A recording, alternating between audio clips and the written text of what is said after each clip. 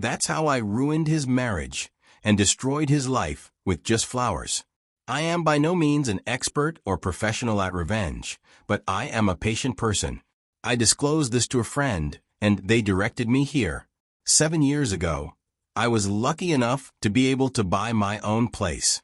I had saved for 10 years, worked my ass off, and I was so happy to finally have a place to call my own. Now being single and having a mortgage meant I had to make some compromises. One of those compromises was buying a property in a shared block much cheaper. Where I live, this usually means it's on a strata title. For some, that's a bonus, as it means there's a communal fund for repairs. Typically, insurance is cheaper as it's collective, and other things like maintenance are covered. Strata titles also come with a lot of bylaws and restrictions on what you can and can't do. I'm a pretty private and introverted person, so having to deal with people and limits on how I live was a no-go. I took my time and found the perfect property. Shared block, but with a freehold title. The only thing was, I needed to pay public liability insurance for the shared walkway on the property, split equally between the owners. The real estate agent is local to my area, and there are about 3 degrees of separation between us. He has friends who are friends with my friends, that sort of thing. I didn't know him but had heard of him, so that felt good too.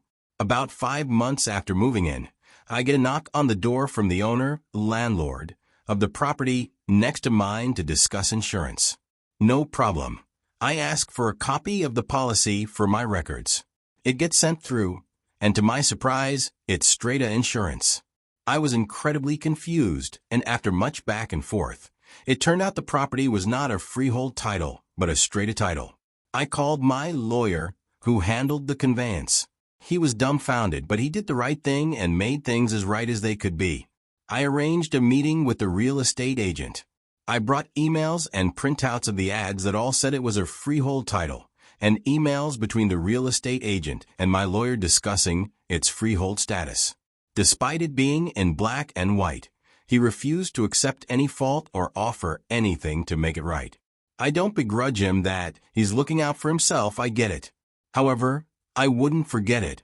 I entered mediation with the real estate agent, and all I asked for was that when the time came for me to sell, they'd either do it or cover the costs. I thought this was reasonable, but they flat out refused and offered me $1,000 to go away, which I declined. I had the option to pursue them legally and was advised by the mediator to do so, but ultimately I decided against it for a few reasons, the main one being my health at the time. So I planned and plotted, schemed and conspired to get back at this son of a bitch. And this is what I settled on. I found his personal Facebook page, which wasn't set to private.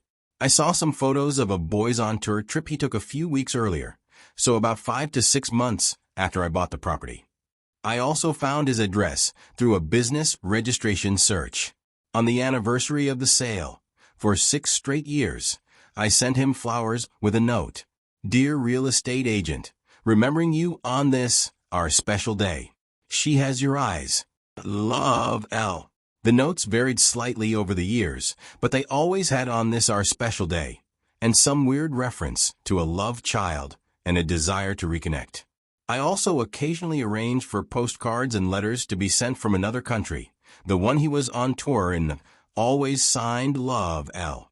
About 3 weeks ago, I learned that this guy had recently divorced, lost his house, and is no longer working as a real estate agent. His wife had found out he cheated on her. The story I was told through friends of friends went something like this. He would get weird gifts and flowers every year, same day, every year. She, his wife, finally put 2 and 2 together and realized what the date was, and he admitted to cheating on her. Now, I didn't mean for this to happen, but it turns out that a year before I bought my house, he had gone on holiday, came back with an STD, and gave it to his wife. Somehow, he convinced her it wasn't him. As such, our special day turned out to be right around the time he was balls deep, sans condom, in someone who wasn't his wife, just a year earlier. Apparently, he's lost his house, half his retirement savings, and his business. I do feel a little guilty about all of it sometimes, but then I remind myself that he's a scumbag and that karma, like me, is a patient, spiteful, and vengeful bitch.